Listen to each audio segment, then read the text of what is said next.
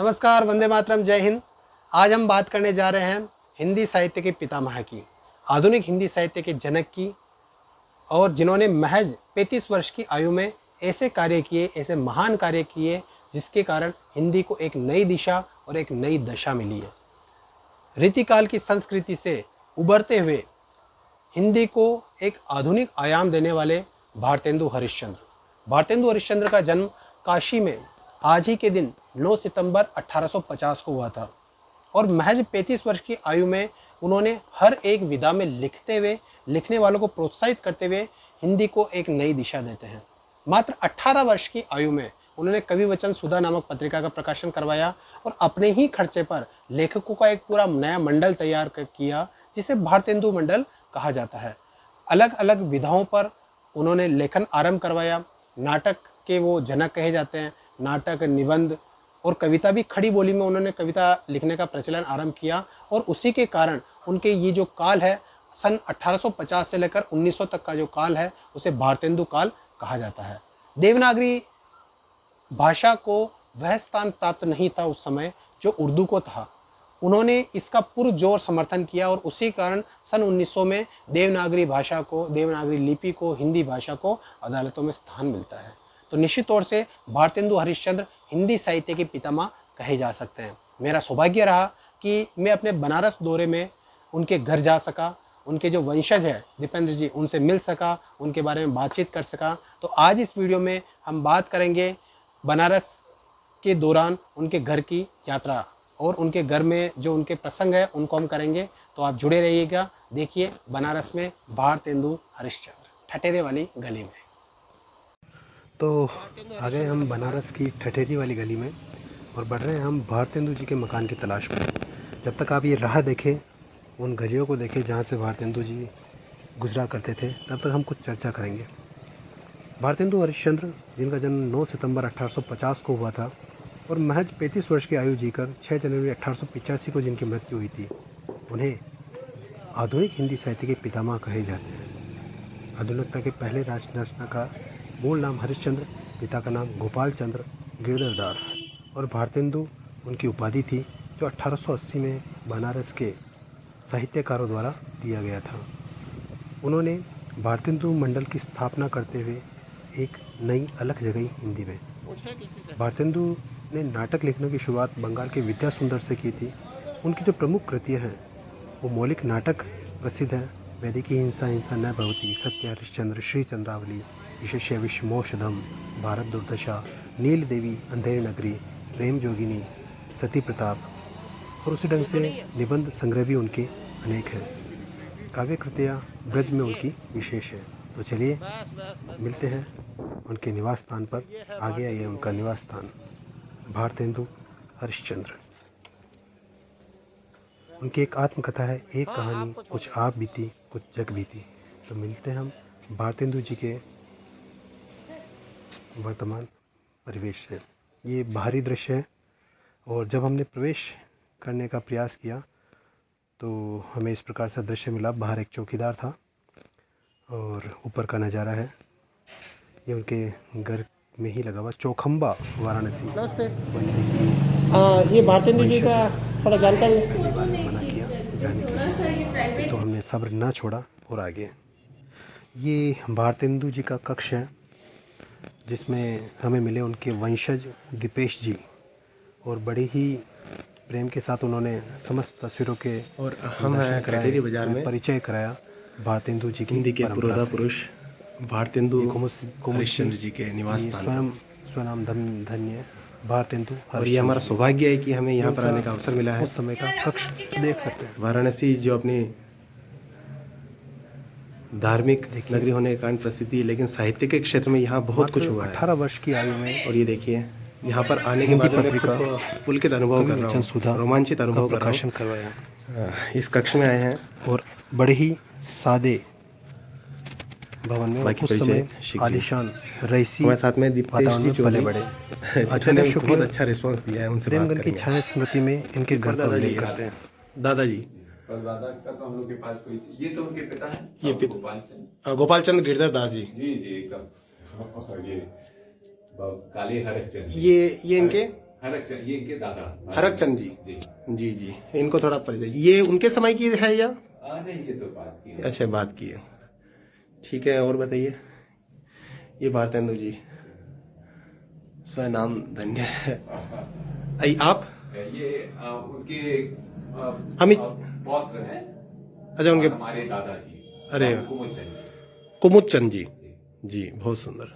भारतेंदु बाबू के जो दादा थे उनके समय से ही काशी नरेश। आप एलिजाबेथ पधारे हैं? एकदम 1961 में एलिजाबेथ बनारस आई थी, तो बीच में काशी नरेश और हमारे दादा। ये भारतेंदु बाबू के भतीजे बाबू ब्रजचंद जी।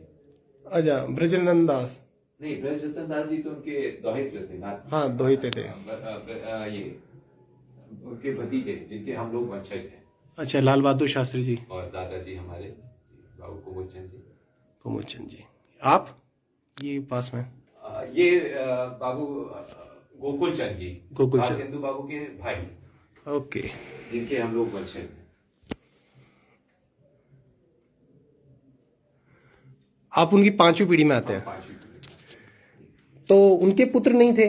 नहीं, उनके तो पुत्र थे नहीं। नहीं, एक पुत्री थी विद्यावती जी। ये क्या है? ये बुढ़वा मंगल बनारस में एक होली के। हाँ हाँ, बूढ़ा मंगल जो नदी के बीच में हुआ करता के बीच में नाव पे जो है होता है। प्रसाद जी के शिव पूजन सहाय जो थे, जी, जी। उनकी पुस्तक में इसका जिक्र है, जब उनका बात होती है तब। आपको मैं समय ले रहा हूँ, लेकिन भाषा। चलिए, कुछ बताइए। तो उनके विद्यावती जी थी उनकी पुत्री। जी जी। तो उनका जो उनसे उनको 5 बच्चे हुए, मतलब ऐसे तो 5 लड़के और 1 लड़की जी। हम लोग उनके भाई बाबू गोकुल चंद जी के गोकुल वंशज हैं। ओके। तो बहुत 2 भाई थे जी, बाबू हरिश्चंद्र और बाबू गोकुल चंद जी। जी जी जी। तो गोकुल चंद जी के हम लोग वंशज हैं। गोकुल चंद जी के भी 2 पुत्र हुए, बाबू ब्रजचंद जी और बाबू किशन चंद जी। तो हम लोग बाबू ब्रजचंद जी के जी जी पीढ़ी में। बिल्कुल। तो ये मूल निवास यहीं पे, जहाँ पर वो विचरण किया था कभी उन्होंने? इसमें जहाँ रहते थे, जहाँ ये कक्ष मतलब ये कक्ष तो शुरू से ही ऐसा ही रहा है। हाँ। लेकिन वो रहने का ये जो असल में उनका जो मुख्य स्थान था, तो जहाँ बैठ घूमते रहते थे। हम लोग का एक बगीचा था राम कटोरा जी, तो वहाँ पे अक्सर उनकी सारी महफिल और ये सब जो है वहाँ। नहीं, काफी महफिल वगैरह इनके बारे में, मतलब एक रहस्य की बात तो क्या करें, एक बड़ा एक अनुभूति सी होती है उनके साथ में, क्योंकि जैसे महफिल की बात करें या फिर हम बात करें कि उनका जो स्वच्छंद व्यवहार था उस जैसे यहाँ ऊपर हम लोग का एक दीवान खाना हुआ करता जी था, जी, तो उसमें अक्सर जो है वो गायकों को और साहित्य के लोगों को बुला के जी जी, उनका तो ये था, कोई भी हिंदी से संबंधित कुछ भी ले आए, जो लिखा हो उसने वो ले आए, उनसे उसका पारिश्रमिक ले जाए और वो अपने फिर कवि वचन सुधा या हरिश्चंद्र मैगजीन या पाला बोधनी जो उनके पत्र निकालते थे जी जी, तो उसमें वो निकाल देते थे। बिल्कुल। और जितनी उनकी मतलब इच्छा थी यही कि देश तरक्की करे, बिल्कुल। हम लोग जो है भारत दुर्दशा नहीं, निज भाषा के लिए खूब है, निज भाषा उन्नति है भाषा की। उन्होंने कहा ना कि देश को जोड़ने के लिए जी सबसे पहले हम लोग की भाषा तो एक हो। हम अपनी बात ही जब किसी से नहीं कर सकते, वो कुछ बोल रहा है, वो एक दूसरे को समझने के लिए भाषा। और मेला उस समय जैसे बलिया मेला था, बलिया में वो भारतवर्ष की उन्नति कैसे हो, ये जो व्याख्यान उन्होंने दिया है उसमें यही कहा, ये मेले का मुख्य क्या कारण है कि आपस में एक दूसरी जगह के लोग मिले और अपनी समस्याएं, अपनी नई नई जो चीजें हो रही हैं उसको देखें। अंग्रेजों से वो बड़ा वो थे, लेकिन उनके वो चीजों को वो समझते थे कि देखिए जैसे अंग्रेज लोग, उनके पास भी वो भी तो कभी भिखारी रहे होंगे, बिल्कुल। और उन्होंने अपनी मेहनत से आज इस तरह पहुंच गए कि हम पे राज कर रहे हैं। तो हम और हम जो विश्व गुरु थे, आज हम कहा एकदम दुर्दिन देख रहे हैं। तो सारा हम लोग जो ये आलस्य है और एक कुछ काम न करने की जो प्रवृत्ति आ गई है, बिल्कुल उसी कारण से ये बहुत बहुत बहुत सुंदर।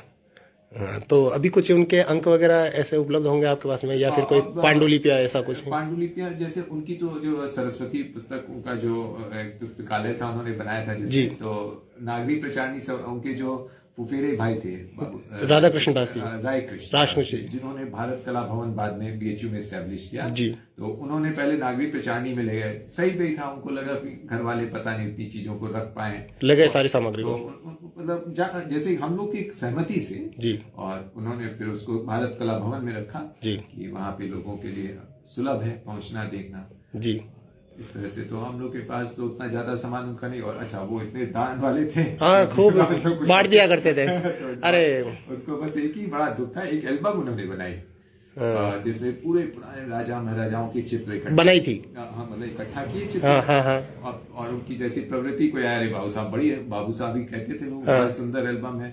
तो कहे अच्छा ठीक है, हम ले जाएं, तो मना नहीं करते, ले जाओ। फिर उससे कहा उन्होंने कि भाई तुम हमसे मूल्य लेके हमको दे दो, लेकिन नहीं दिया उन्होंने। तो वही एक चीज का उनको, जैसे कभी दुख नहीं करते थे, खुद ही सबको देते थे, वही उनका एक बहुत सुंदर। ठीक है, तो जैसे कि अभी मैं कल जाके आया था, लम्ही जाकर आया था प्रेमचंद जी की, तो यहाँ पर कुछ स्मारक वगैरह बनाने की योजना नहीं हुई? स्मारक का असल में प्रेमचंद जी का परिवार तो अब यहाँ रहता नहीं है जी। शास्त्री जी का भी परिवार उतना नहीं रहता है जी। अब यहाँ, चूंकि हम लोग यहाँ रहते हैं जी, तो इसलिए हम लोग खुद ही इसको मेंटेन कर लेते हैं अपने से। जी। सरकार का तो यार कभी अच्छी प्रवृत्ति रहती है, कभी उतनी नहीं रह पाती है। जी। अच्छा, जो लोग आते हैं बाहर से जी। वो चाहते हैं कि हम उनके वंशजों से मिलें, उनसे मिलने का एक उनको अलग वो रहता है। और हम लोग को भी अपनी पुरानी संस्कृति का लगता है कि हम लोग यहीं रहें, इसीलिए हम लोग भी सरकार से कुछ ऐसा नहीं चाहते कि कुछ करें। हम लोग भी ठीक है, वो भी ठीक है। बिल्कुल ठीक है, बिल्कुल ठीक है। चलिए, धन्यवाद। अरे कौन आ पाता है यहाँ पर, हिंदी वाला तो बहुत कम लोग रह गए। देखिए, अच्छी खासी विशाल हवेली, उस समय के रईस थे भारतेंदु हरिश्चंद्र। ये पालकी में इसमें अच्छा तो आदमी तो जो पुरुषों के सवारी करने के काम आती थी, और ये पालकी ओके जो महिलाओं के लिए उपयोग ली जाती है। बहुत बढ़िया। अब कुछ चित्र है जो आप देख सकते हैं। बड़ी ही सुंदर अनुभूति होती है जब हम उनके घर में मौजूद होते हैं। गिरीश चंद्र जी का नाम है यहाँ पर। ये देखिए, भीतरी भाग उनके निवास स्थान का।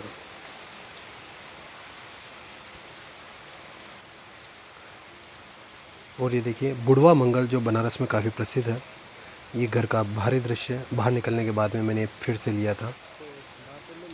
अब हम बाहर आ चुके हैं, तब हम फिर से गलियों को देखते हुए रवाना होते हैं। इस इलाके को चौखंबा कहा जाता था। और देखिए, बनारस की संस्कृति यहाँ पर आप देख सकते हैं।